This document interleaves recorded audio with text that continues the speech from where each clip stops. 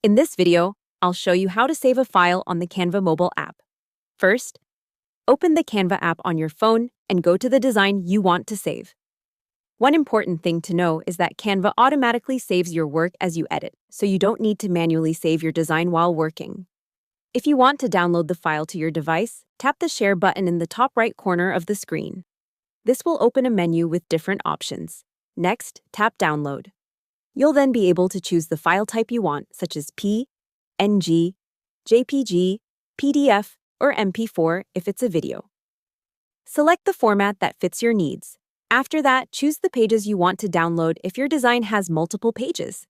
Then tap Download again, and Canva will start processing your file. Once the download is complete, the file will be saved to your phone's storage or gallery, depending on your device settings. Now your Canva design is saved and ready to use or share. Hope the tutorial was helpful. Subscribe to my channel and see you in the next video.